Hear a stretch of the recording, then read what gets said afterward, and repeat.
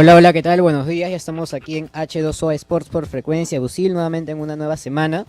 Bueno, el día de hoy vamos a empezar el programa.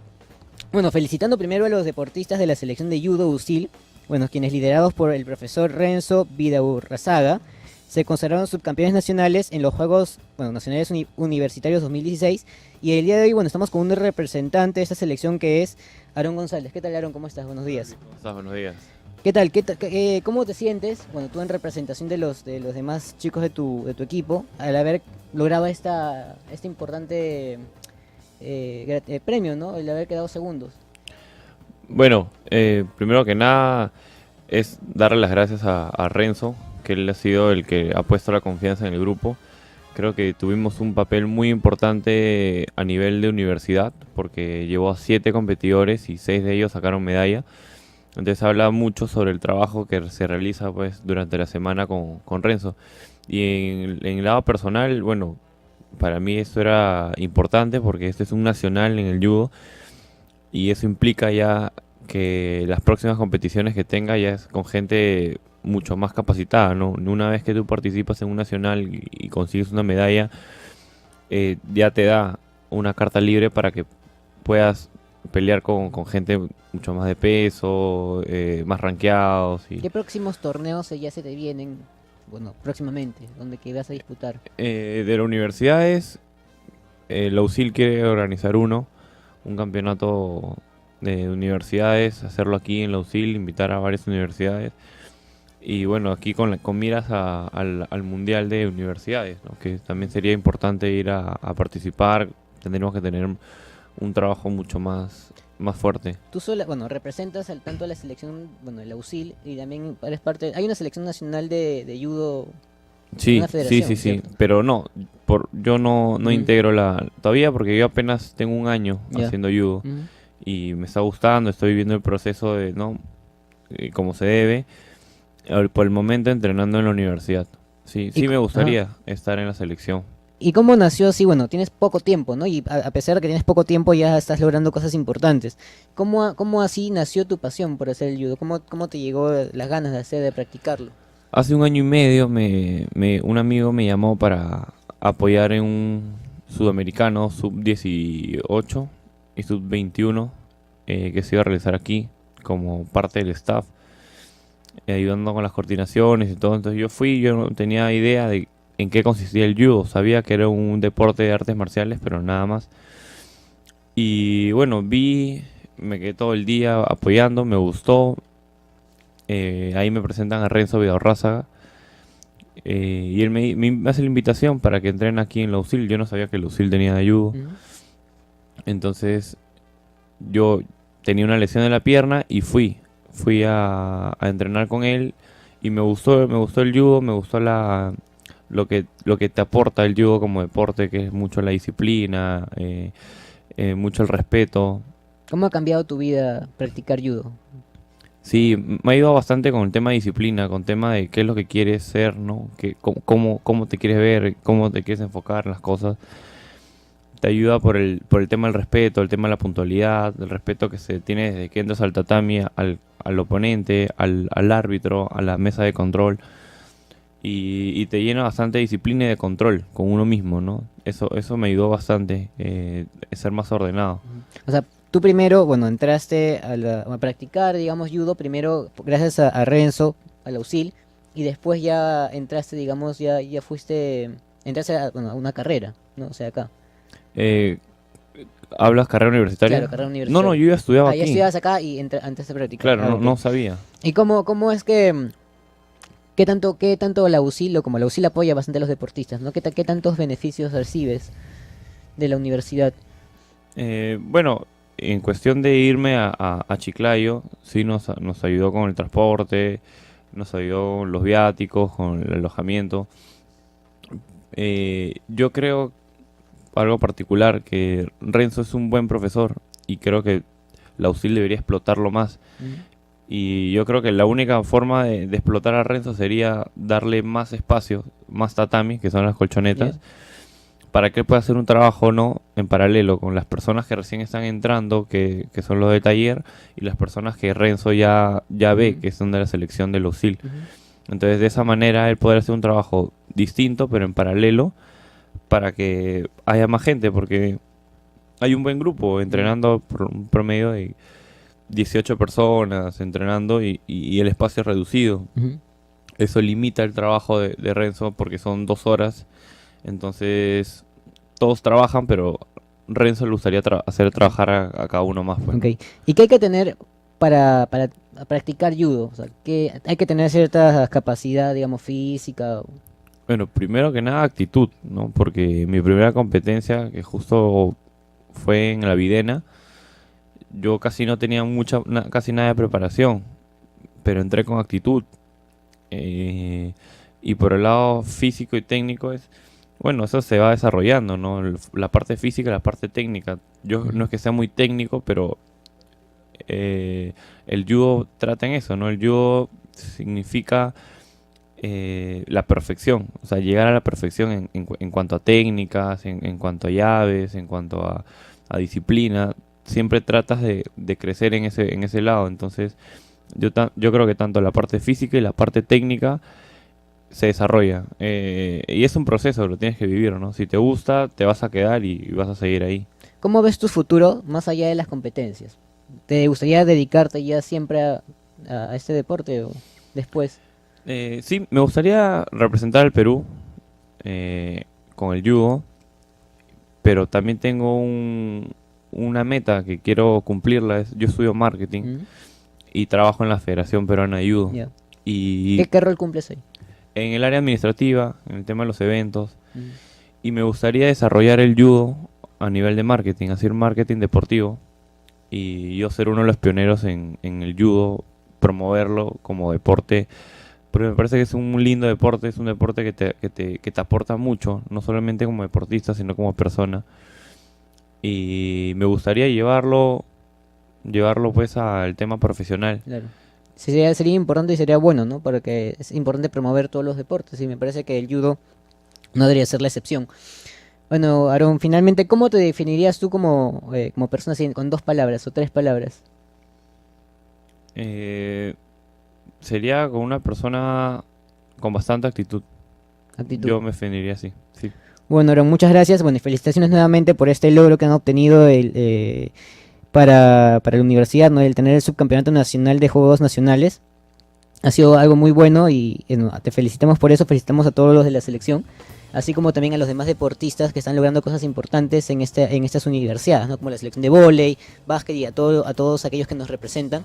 Los mejores deseos porque seguramente siguen todavía en competencia, ¿no? Así que esperemos que puedan lograr más títulos. Vamos a una breve pausa y ya regresamos aquí en H2O Sports por Frecuencia UCIL. Ya volvemos.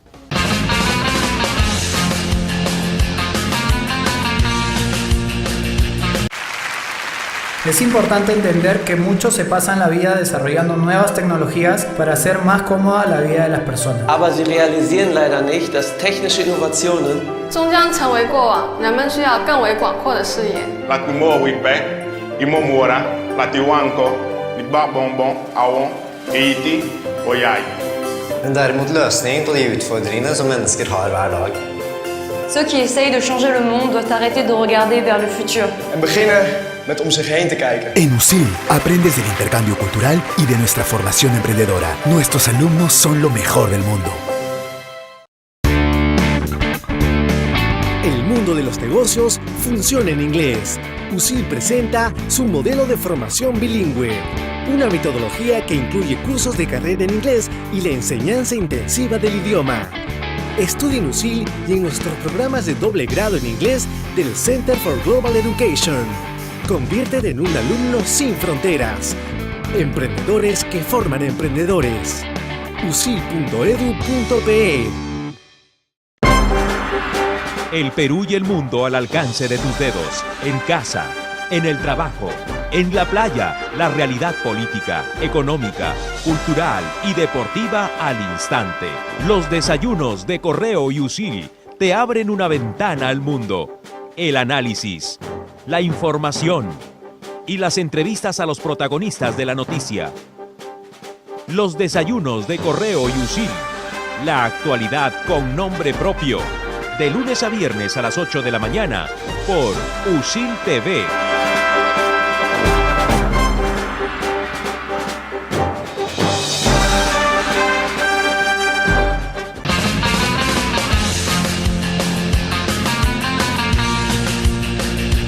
Y ahora estamos, bueno, vamos a tratar un tema que a todos nos interesa, ¿no? Que es importantísimo y que se le ha dado muchas vueltas en las últimas semanas, sobre todo, que en realidad se debería haber tocado ya hace mucho tiempo, pero bueno. Vamos a hablar de los Juegos Panamericanos y para eso estamos con dos especialistas en el tema. Buenos días primero a Gianfranco Espósito. ¿Qué tal, Gianfranco? Tú eres Management Deportivo. Y a Humberto Salicetti, que es socio líder de la consultora PwC de Perú. ¿Qué tal? Buenos días, ¿cómo están? Gracias por haber venido a H2O Sports. Hola Luis, muchas gracias a ti por la invitación. Gracias. ¿Qué tal? ¿Cómo ven el tema de los Juegos Panamericanos? ¿Cómo estamos en el contexto que nos encontramos actualmente? Bueno, cualquiera de los dos. Sí. ¿Cómo vemos ver el tema? Yo creo que con una mentalidad, como conversamos con Humberto, propositiva. Estamos embarcados en esta tarea, no la vamos a dejar de lado y tenemos que ver de qué manera minimizamos los riesgos y más bien maximizamos los beneficios que van a venir desde hoy hasta el 2019 y en adelante, ¿no? Y bueno, yo agregaría que es importante, hay mucha discusión de si deberíamos hacer los Juegos Panamericanos o no, en contraste a otras inversiones que serían importantes para el país. El tema es que el país ya ha hecho un compromiso y fue 2 veces a competir para tener la sede de los Panamericanos. Entonces, como dice Gianfranco, ahorita el foco tiene que ser cómo lo podemos lograr para que la reputación del país quede bien y pueda cumplir con ese compromiso. El no hacer los Juegos Panamericanos a esta altura dejaría muy mal al país, ¿no? Ya han pasado 3 años desde que fue adjudicado, estamos a 3 años de que empiecen los Juegos y realmente hay que buscar la mejor fórmula para que se puedan lograr. ¿Y cuál podría ser esa mejor fórmula? ¿Qué se debería tener en cuenta para poder hacerlo, ¿no? Porque más o menos con lo que tú me cuentas, podríamos decir que se está tratando, digamos, de salvar la situación, no más que algo por compromiso, ¿no? Bueno, es que no se ha avanzado lo suficiente en los últimos 3 años, por razones varias, y faltan 3 años, entonces hay que hacer un trabajo de comunicación y colaboración con todas las entidades del Estado y el sector privado, que es muy importante, y hacer un plan maestro, ¿no? Estoy seguro que Gianmarco puede agregar ahí qué elementos debería tener este plan maestro a esta altura. No se ha comunicado ampliamente el plan maestro que se ha desarrollado con la firma Deloitte. Espero que, no sé si has tenido la oportunidad, Gianfranco, de verlo. Justamente lo que menciona Humberto es importante, ¿no? Si bien es cierto, no hay que un poco llorar sobre la leche derramada, ¿no? Lo que se hizo para atrás fue muy poco, pero hoy estamos ante nuevas personas al cargo, en teoría, y que por lo menos están tratando de sacar el carro adelante, ¿no? En cuanto al plan maestro, bueno, sí, el argumento se ha centrado mucho en cuanto al plan maestro de infraestructura. Un poco lo que conversamos y lo que evidencia la Organización de Lima es que carece de un sistema integral de planificación, en donde la infraestructura es una de las aristas de todo este planeamiento, ¿no? Si bien es cierto, se dice que el plan ya está completo, el de infraestructura, también el señor Neuhaus ha manifestado que ya hay un plan de gestión y un plan de operaciones, lo cual es bueno porque antes en el léxico de la organización no se manejaban esos otros planes, ¿no? Sin embargo, no se conocen. Entonces, independientemente de los planes, como conversaba contigo más temprano, hay un tema de, ¿qué pasa? Lima 2019 y los Panamericanos están siendo financiados con el Tesoro Público. Ergo, la ciudadanía y las personas tienen que saber de qué se trata este proyecto, ¿no? Y aún creo que falta un poco, no solo de concientizar, sino explicar y enseñar en qué cosa es este plan, cuáles son los objetivos, tanto generales como específicos, que queremos alcanzar como organizadores. No solamente es construir una sede y decir, estoy dejando 22 o 30 y tantas sedes habilitadas para el deporte futuro, sino qué es lo que vamos a hacer con esas sedes, qué buscamos a nivel social, económico, turismo, político, en organizar los Juegos Panamericanos, ¿no? Entonces sí, concuerdo con Humberto, falta un poco, ok, el plan está listo, pero ¿de qué consiste el plan? O sea, me imagino que Lima tiene que primero poner en práctica o definir cuáles son sus objetivos, ¿no? Como ciudad que tiene que tener en cuenta para los Juegos Panamericanos, cosa que no los tiene, ¿no? Porque al no haber, no se ha identificado exactamente quiénes son, bueno, los grupos de interés o los stakeholders, digamos, que que se van a ver involucrados por ese tema, que en realidad casi somos, bueno, la mayoría de la comunidad, todos los peruanos, las autoridades, y justamente hablando de las autoridades, ¿no? Por ejemplo, en el caso del alcalde, que prácticamente se ha lavado las manos, ¿no? Y ha dicho, bueno, yo me voy a encargar del tema de transporte, pero nada más, ¿no? Entonces... Bueno, quería agregar un punto de que acá esto tiene que ser un proyecto mancomunado del país, porque las inversiones que se hacen en los Panamericanos o Juegos Olímpicos no son solamente para hacer la infraestructura y la operación de los Juegos, también es una oportunidad de unir la agenda de desarrollo de la ciudad y la agenda de desarrollo del país. Entonces, la ciudad tiene objetivos para mejorar su infraestructura vial, de transporte público, de espacio público, de áreas verdes. Esa agenda debería sumarse al esfuerzo de Panamericanos para potenciarse. Entonces, cuando se hablan de las grandes inversiones que han hecho ciudades exitosas, como el caso de Barcelona, no ha sido solo la inversión en la infraestructura deportiva y en la operación de los juegos en sí, sino también unir a la agenda de desarrollo de la ciudad para lograr objetivos mayores que transcienden inclusive los juegos.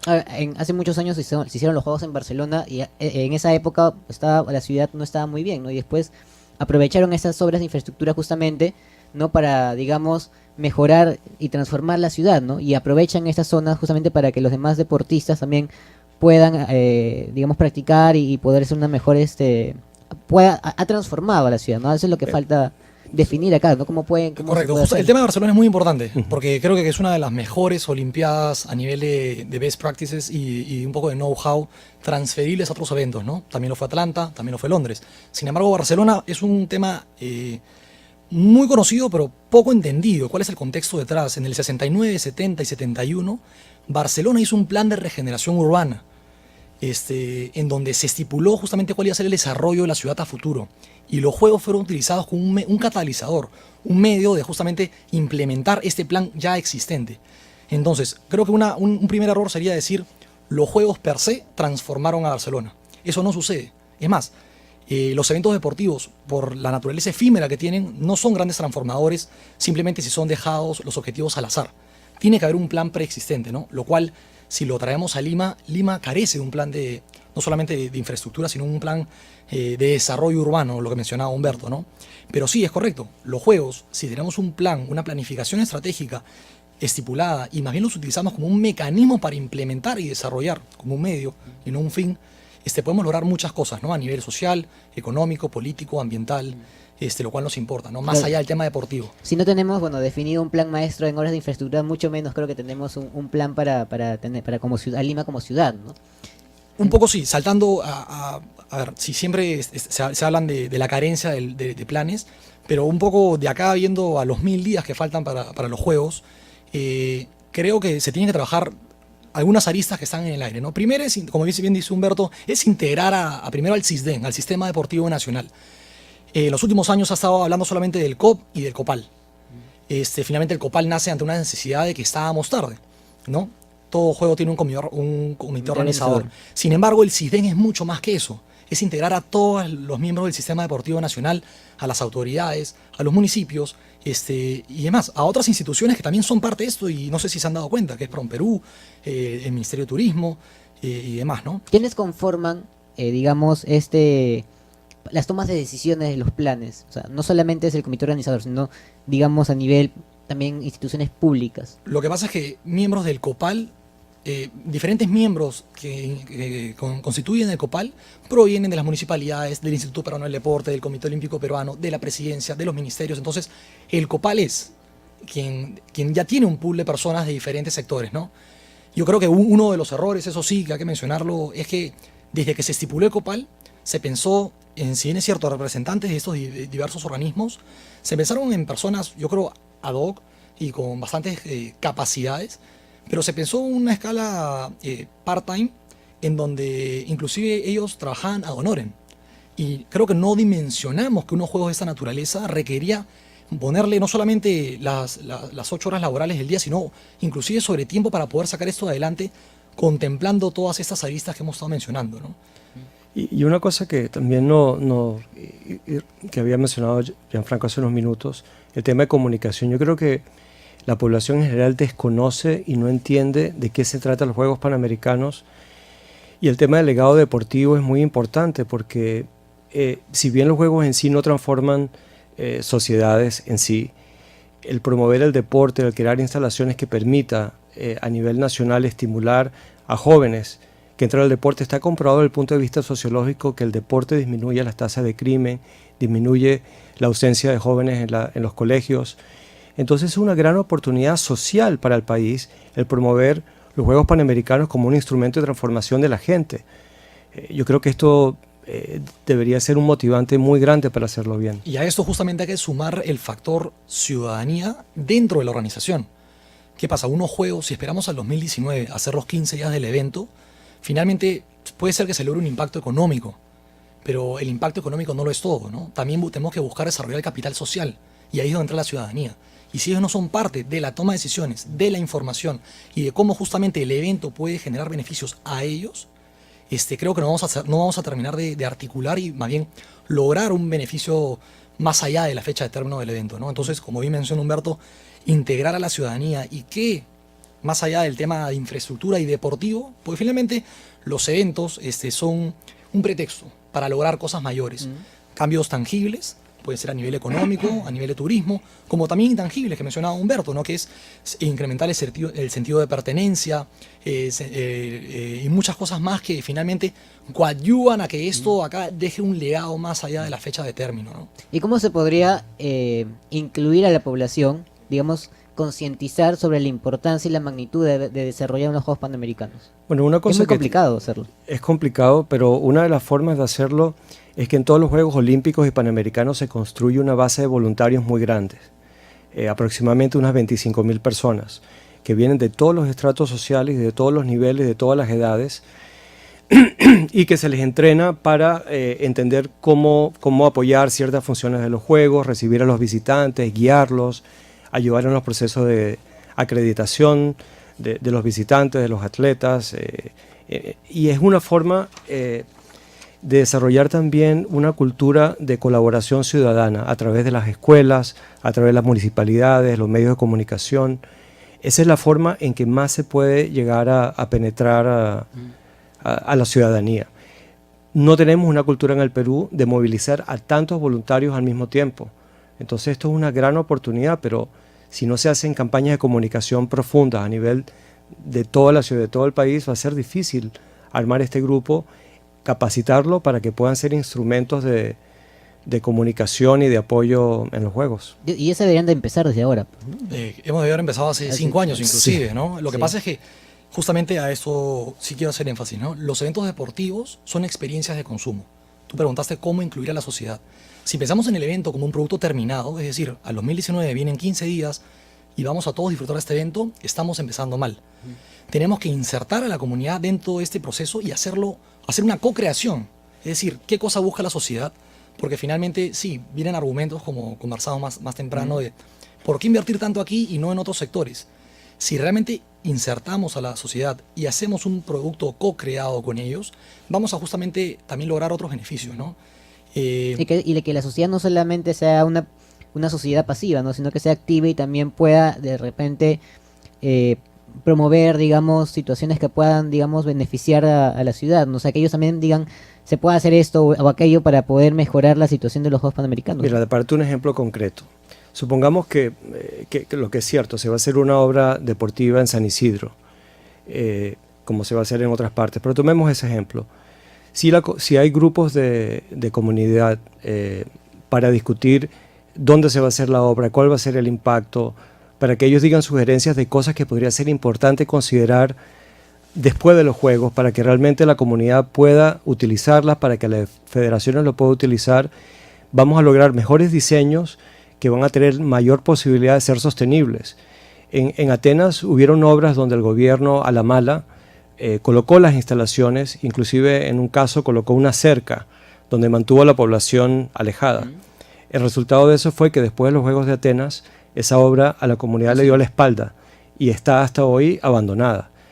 Cosa que pudo haber sido muy diferente si el gobierno hubiese tenido la valentía de traer a gente de la comunidad, escuchar su voz y tratar de hacerlos parte, como dice Gianmarco, co-crear con ellos la solución. La infraestructura en sí no se hace sostenible. Lo que lo hace sostenible es la gente que la utiliza, la gente que la hace propia y la siente propia. Y esto hay que empezar a cultivarlo desde los planos, no cuando está hecho, después que se van los juegos y después ver cómo se va a hacer. Hay que hacerlo de forma anticipada. Pero tenemos que tener el coraje de incluir a todas las voces y gestionar esa diversidad de opiniones. Así es. Bueno, vamos a una breve pausa y ya continuamos conversando también sobre el tema de las obras de infraestructura, cómo se están llevando a cabo hasta este momento. Ya regresamos.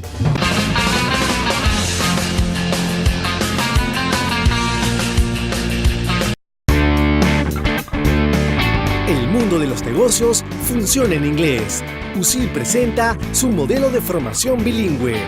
Una metodología que incluye cursos de carrera en inglés y la enseñanza intensiva del idioma. Estudia en USIL y en nuestros programas de doble grado en inglés del Center for Global Education. Conviértete en un alumno sin fronteras. Emprendedores que forman emprendedores. usil.edu.pe. Más de 1.900 alumnos de USIL ya vivieron la experiencia de trabajar en The Walt Disney Company. Estudia, aprende y vive en la corporación de entretenimiento más importante e inspiradora del mundo. Si puedes soñarlo, puedes hacerlo. Estudia en USIL y conviértete en un alumno sin fronteras. Emprendedores que forman emprendedores. usil.edu.pe. En USIL te preparamos con nuestro modelo de formación integral. Alianzas estratégicas internacionales, emprendimiento, gestión empresarial, formación por competencias, currículo bilingüe. Estudia en USIL y conviértete en un alumno sin fronteras. Emprendedores que forman emprendedores. usil.edu.pe.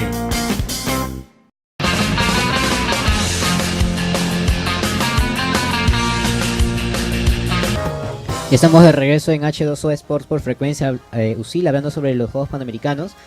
Y bueno, ahora tocando un tema sobre las obras de infraestructura. ¿En qué momentos están las obras? O sea, todavía no se han iniciado las obras, ¿no? Me parece que Carlos Neuhaus estaba hablando de que ellos avanzan por trimestres, ¿no? Que todavía no... Bueno, primero hay que rescatar que desde que Carlos Neuhaus asumió la dirección del Proyecto Especial y del COPAL, ha habido un notable avance, ¿no? Por lo menos hay más comunicación, hay más transferencia de información de ambas vías, tanto a la prensa como al COPAL. Eso sí hay que resaltarlo, ¿no? Pero en cuanto a la infraestructura per se, hay muchas dudas acerca de un uso futuro, ¿no? Independientemente si se llega, porque el argumento central hoy en día es sí vamos a llegar con las obras, sí vamos a llegar con la infraestructura, es qué vamos a hacer después con ellas. Por ejemplo, Londres hizo un gran trabajo, no solamente regenerando la parte de Londres del Este, sino insertando a todos los colegios de la zona para que apalanquen y utilicen esas infraestructuras en el futuro. Entonces, son estadios que costaron mucha plata porque Londres terminó invirtiendo 17.000 millones de dólares en todo el proyecto Juegos Olímpicos 2012, pero a la fecha los colegios, las universidades y demás grupos societarios usan las infraestructuras que construyeron. Entonces, la pregunta no solamente es, oye, ¿vamos a llegar o no? Porque dicen que sí vamos a llegar con la legislación actual, y lo cual es bastante bueno. Sin embargo, es qué es lo que vamos a hacer después, ¿no? ¿Para qué? Porque justamente una pregunta, una duda razonable que tenemos todos es, si el IPD recibe de presupuesto 168 millones de soles aprox al año, que lo divide justamente en sus deportes afiliados, ¿quién va a mantener infraestructuras nuevas que van a costar, van a tener un alto costo de mantenimiento a futuro, ¿no? Las federaciones, ¿con qué presupuesto, no? Los colegios, ¿cómo? Si no están integrados dentro del plan. Entonces, creo que hay esas variables que modificar aún, ¿no? Y un ejemplo claro, por ejemplo, es en Londres, si no me equivoco, uno de los estadios que se construyó, ahora se le ha dado en concesión por 99 años, creo, uno de los clubes de fútbol, ¿no? Que lo trabajan. Cosa que no se podría hacer acá, ¿no? Porque tenemos clubes endeudados, ¿no? Sí, bueno, el caso del fútbol es particular y creo que entrar en eso ahorita no nos suma. Pero, eso sí, no solamente se trata de concesionar, porque Londres también tuvo un componente muy válido que es infraestructuras temporales, que recién lo estamos comenzando en el léxico de la organización lo están comenzando a manejar y ver opciones, ¿no? Porque muchos estadios se desarmaron, no el íntegro, pero muchas partes se desarmaron y esos materiales fueron trasladados a otras zonas para construir aulas u otras cosas más, ¿no? Pero algo que sí tenemos que tomar en cuenta, ya que tú mencionas el tema de la concesión, China hizo un gran estadio olímpico, el Nido de Pájaro. Hoy en día ese estadio es administrado por un club de fútbol. A la fecha ya no es utilizado. ¿Por qué? Porque tiene un costo de cerca de 8 millones de dólares anuales solamente mantenerlo. Entonces, ¿qué pasa? El club de fútbol hoy en día es inviable manejar un estadio por el alto costo. Entonces, nuevamente, hay que ver, hay que dimensionar para qué el uso futuro de las instalaciones. ¿Cuánto van a costar? Que es una pregunta que a la fecha no sabemos. ¿Y cuánto va a costar mantenerlas? Que es más importante aún. Porque finalmente la plata viene del Tesoro Público a la fecha. Y bueno, y va a tener que, nuevamente, o ser derivadas al IPD, en donde ya hemos visto que tiene un presupuesto reducido, a las federaciones que, bueno, reciben parte del presupuesto del IPD. Pero esa pregunta queda en el aire, ¿no? Pues son más o menos, el presupuesto que se ha dicho hasta el momento son 1.200 millones, ¿no es cierto?, de dólares para el tema por el momento, ¿no? Pero por el tiempo en el que estamos, generalmente esto puede esto puede aumentar, ¿no? Entonces, el problema es que solamente casi el íntegro de esta cantidad de dinero se está empleando solamente o se está anunciando que va a ser para obras de infraestructura, ¿no? ¿Y dónde queda, por ejemplo, la capacitación a deportistas, el trabajo para que ellos puedan desempeñarse de la mejor forma, ¿no? Bueno, y obras complementarias también? Yo no sé a ciencia cierta, porque no se ha publicado el plan maestro y el presupuesto exacto, si ese 0.2 billones de dólares es solamente para infraestructura. Yo pensaría que debería incluir la infraestructura y la operación de los juegos como algunas obras complementarias a las obras de infraestructura. Hay un caso que es poco conocido, que es el caso de Río de Janeiro, que a pesar de que Brasil tiene fama de ser un país corrupto cuando se trata de estos megaeventos, la verdad es que Río ha hecho un trabajo fantástico porque ha usado muchas obras reusables. No se construyeron ningunos elefantes blancos. Ellos utilizaron el estadio de Maracaná, lo rehabilitaron, el que usaron para los Panamericanos lo rehabilitaron, pero también crearon parques deportivos en zonas donde no hubo ningún evento olímpico, y dieron acceso a millones de personas a espacios públicos que estimulan al deporte, crearon líneas de transporte público, hicieron puentes, ampliaciones de vías, recuperaron su puerto, pacificaron muchos pueblos jóvenes que eran sumamente peligrosos. Pero es que todo partió de un plan delegado de lo que la ciudad quería sacar de estos juegos. Obviamente tuvieron mucha asesoría de ciudades como Barcelona, pero una ciudad donde todavía el equipo que se armó, que se llama Cidade Olímpica, para promover los Juegos Olímpicos, continúa motivando el uso de estas instalaciones. Y por ejemplo, el Parque Radical de Deportes Radicales hoy es un parque público donde cualquier joven de Río de Janeiro puede ir a practicar deporte. Entonces hay que pensar mucho en qué se va a hacer, y lo que tú mencionas del costo es súper importante. Una obra como el Nido de Pájaros de Beijing, que cuesta 1 millonada mantener, nadie pensó en ese pequeño factor. ¿Qué cuesta mantener estas obras de infraestructura después que las pones al servicio? No solamente el movimiento de la comunidad, sino para mantenerlas en buen estado. Para complementar lo que dijo Humberto, sí, ese presupuesto, que a la fecha el último es 4.125 millones de soles, manifestado ante la Comisión de Educación por el ministro Saavedra. Se estipula que es 60% infraestructura, 40% parte operativa, ¿no? Otro tema importante, sí, es correcto, Brasil hizo un gran trabajo para los Juegos, pero recordemos que a Brasil le costó 7.5 billones de dólares hacer los Juegos, y por temas de tiempos incurrieron en 5 billones de sobrecostos. Entonces estamos hablando de una candidatura de 13.000 millones de dólares. Lima hoy en día está en 4.125 millones de soles. Entonces, el tema del tiempo y del costo acá es vital, ¿no? ¿Se pueden hacer muchas cosas? Sí. Estamos, como dijimos al inicio, comprometidos y lo vamos a sacar adelante, sí. Pero hay que aterrizar estos puntos que aún están un poco en el aire, porque lo que puede definir de un éxito total o de un fracaso nuestros Juegos Panamericanos y Parapanamericanos es justamente los sobrecostos, que al fin y al cabo son trasladados a los contribuyentes, ¿no? Porque finalmente es parte del tesoro público. Y es una preocupación de mucha gente, porque ¿cómo garantizas de que haya la suficiente transparencia para cumplir los compromisos si hay sobrecostos, que es posible que los haya dado, que solo quedan 1000 días para hacer los Juegos? ¿Cómo se evita los temas de corrupción, de abuso, de mal manejo? Yo creo que aquí el Comité Olímpico Panamericano va a tener que hacer un esfuerzo enorme para establecer controles adecuados que garanticen la transparencia de los gastos, en donde haya costos adicionales que se justifique, que sea transparente, porque si no, yo creo que vamos a perder una gran oportunidad de ejecutar un evento de tal magnitud, manejando un presupuesto grande, y hacerlo de forma clara y transparente, evitando los grandes escándalos de corrupción que siguen este tipo de cosas. Uno de los temores es justamente el tema de licitaciones, de que puedan ser a dedo, escogidos a dedo por el tiempo que queda, ¿no? Hay diversas maneras de poder llevar o construir las obras de infraestructura, ¿no? Por ejemplo, hay obras por impuestos, hay dárselo a empresas privadas o a empresas del extranjero. ¿Cuál es la mejor opción en este caso? Mira, yo creo que ahí el tema pasa por quién está capacitado, debido a la premura del tiempo, en poder hacer las obras. Esto lo conversaba con Humberto en la mañana y están comenzando a venir muchas empresas internacionales para poder ofrecer servicios, lo cual es lógico porque pasa en todas partes del mundo. También se están un poco llamando a las empresas nacionales. Sin embargo, una cosa es creer o pensar que alguien conoce cómo funcionan estos eventos y decir, ok, esto nos va a costar X, y el día, conforme pasan los días, ese X va a ser X más 2, X más 4, X más 6. Y otra cosa es llamar a un experto que donde tiene experiencia de eventos pasados y decir a ciencia cierta, oye, sí, esto te va a costar más, pero que en el largo plazo va a ser igual o quizás menos que aquel optimista. Claro, lo peor que podríamos hacer es improvisar. A esta altura hay que traer a la gente que realmente lo ha hecho antes y que sabe exactamente cuáles son todas las variables para hacerlo bien, porque ahí también incurrimos mucho costo. Y tener peruanos que trabajen junto con estos especialistas internacionales para tener una transferencia de conocimiento. Lo que queremos es que el Perú salga habilitado para ser asesor a otros países que quieran hacer juegos y para poder tener una capacidad ya construida para hacer otro tipo de eventos en el país.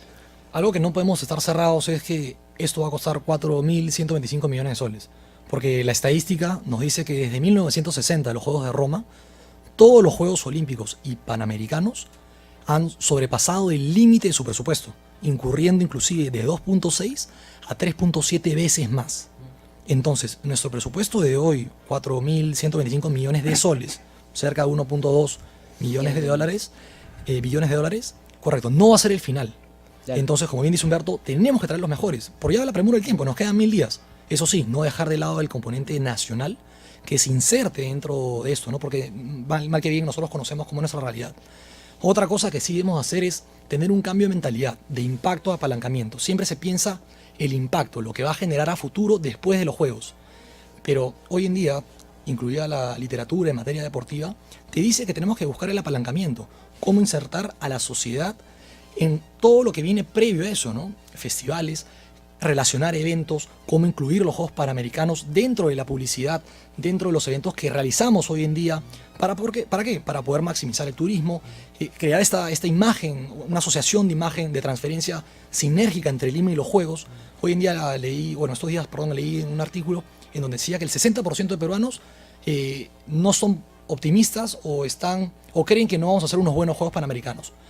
La data está, la encuesta está hecha. Entonces tenemos que también revertir eso, porque si finalmente hacemos los Juegos y bueno, nuestra popularidad a nivel de juegos es muy baja, el ciudadano no percibe que ha recibido un beneficio, tampoco vamos a poder catalogarlos como un éxito, ¿no?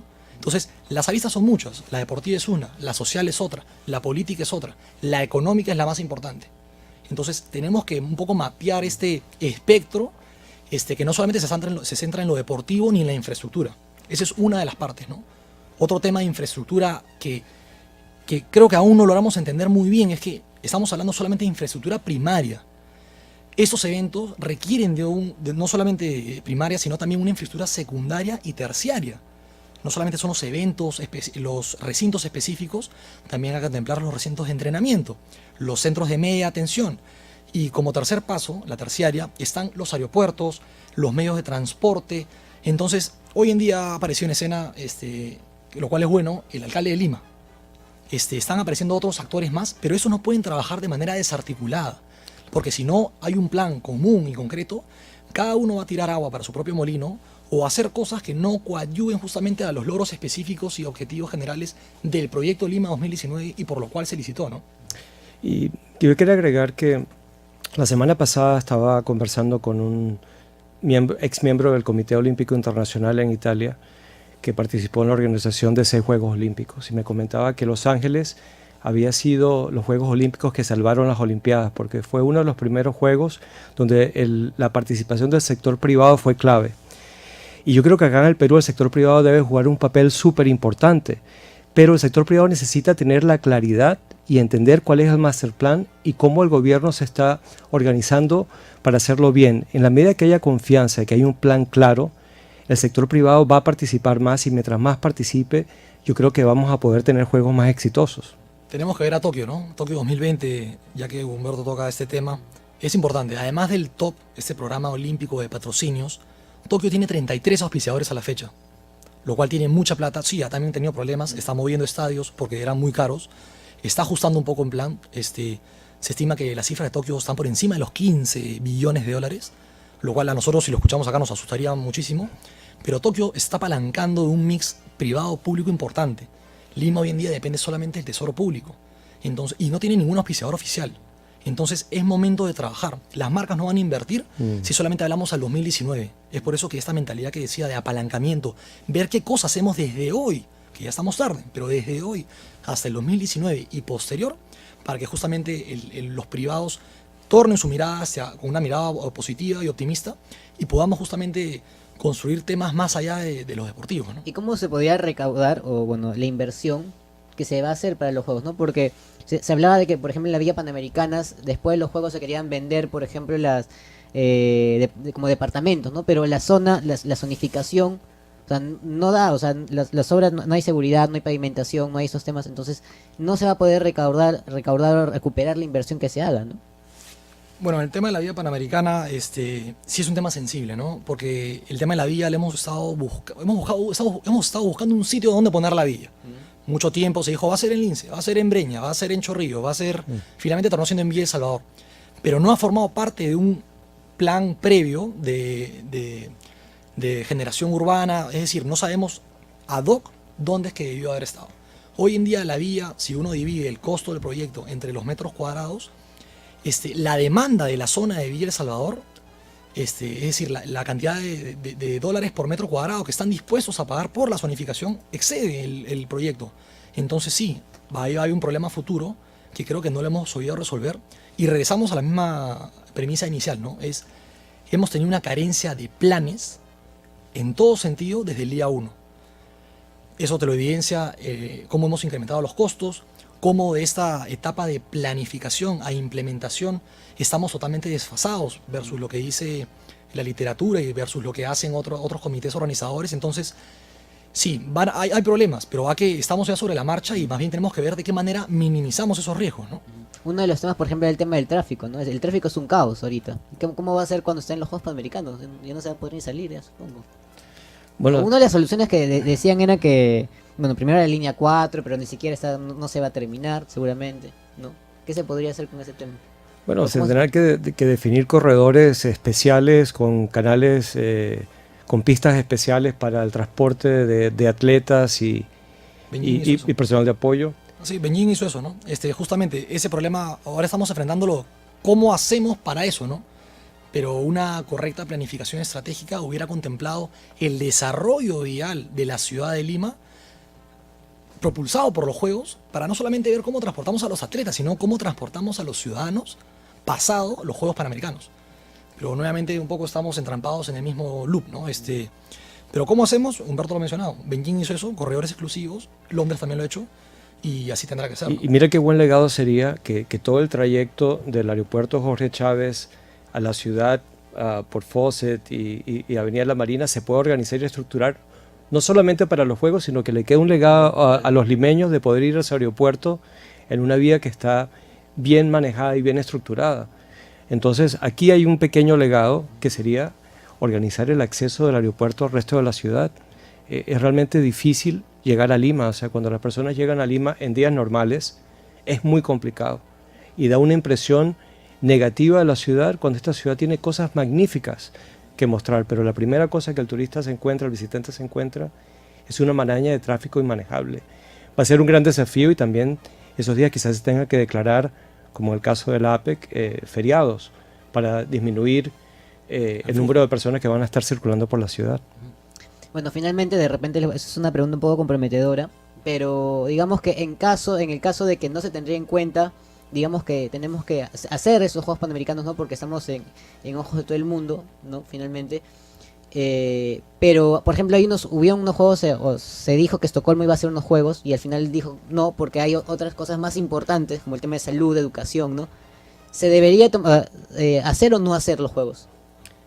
A ver, mira, el caso, yo vi la noticia esta de Estocolmo y la verdad es que no encontré nada factual que respalde ese tipo de cosas porque Suecia es un país serio y Suecia no va a asumir un compromiso internacional y después salirse al último minuto. Boston decidió no ser la ciudad sede de los Juegos Olímpicos representando a Estados Unidos porque la comunidad, porque la ciudadanía decidió no hacerlos así. Si el Perú decide no hacer los Juegos, va a afectar gravemente su credibilidad para hacer cualquier otro tipo de cosa de esa magnitud. Estoy seguro que Chile, que fue la ciudad que perdió los Juegos Panamericanos, entraría a tratar de salvarlos, pero yo creo que el daño que se le haría a la reputación del país sería muy grande a esta altura. Uno no puede competir 2 veces para ganar la sede, la ganas y después de 3 años decir, ¿sabes qué? Es muy complicado, cuesta mucho, yo creo que mejor no. Entonces, si queremos, somos miembros de la Organización para el Desarrollo Económico, queremos que el Perú sea considerado entre las grandes ligas de naciones que tienen la mejor aspiración para el desarrollo educacional, científico, deportivo y de gobierno transparente del mundo. Es difícil pensar que el Perú haría una cosa que iría contra lo que quiere como nación. Y eso sería un buen precedente, ¿no? Un buen precedente para poder llevar a cabo otros eventos deportivos, ¿no? Como Copas del Mundo, etcétera. O cualquier otro evento deportivo. Uno, como país, tenemos que demostrar que somos capaces de organizarnos y de evolucionar para cumplir objetivos de gran alcance. Yo creo que ahí está el gran desafío y hacerlo bien, de forma transparente y que siempre hay un legado que le dé beneficio a la sociedad más allá de los Juegos. Bueno, finalmente, tus impresiones, tus últimas impresiones. No, a Humberto, más claro el agua no lo pudo haber dicho. Más bien yo sí quisiera complementar la segunda parte. Lima 2019, el proyecto Lima 2019, tiene que servirnos como precedente para futuras aspiraciones. Porque este proyecto nació por un poco el interés y un poco, ¿cómo podemos decirlo? La motivación de una persona política que dijo, vamos a hacer esto, sin contemplar justamente todo lo que se necesitaba previamente, ¿no? Desde el 2012 hemos hecho cerca de 6 eventos continentales, entre Juegos Sudamericanos, Bolivarianos, de playa, de la juventud, etcétera, etcétera, que culminamos con los Juegos Panamericanos, pero creo que acá tenemos que poner un alto y tiene que marcar un antes y un después. Las próximas licitaciones que hagamos de eventos, tenemos que contemplar muchos factores. No pueden ser impulsadas por simplemente interés personal o decir sí podemos hacerlo, ¿no? Tenemos que analizar nuestra capacidad como talento, capacidad económica, talento humano, etcétera, etcétera, para poder decir sí, a esto nos podemos embarcar y a esto no todavía, ¿no? Entonces, yo creo que esto acá, lo vamos a sacar adelante. Esperemos que las autoridades y las personas que están liderando el proyecto lo hagan de la mejor manera. Siempre sabemos que si se voltean al lado justamente privado, van a tener muchas personas con afán de colaborar, de contribuir a esto, porque finalmente nos afecta a todos, pero que sí será de precedente para en el futuro tomar decisiones precisas y no simplemente que sea un tema meramente impulsivo, ¿no? Totalmente de acuerdo. Muchas gracias por su participación el día de hoy en el programa. Ojalá que se puedan lograr y se puedan superar los inconvenientes para que los juegos salgan de la mejor manera. Muchas gracias Humberto y Gianfranco por su participación el día de hoy. Nos vemos la otra semana en H2O Sports por Frecuencia USIL. Gracias.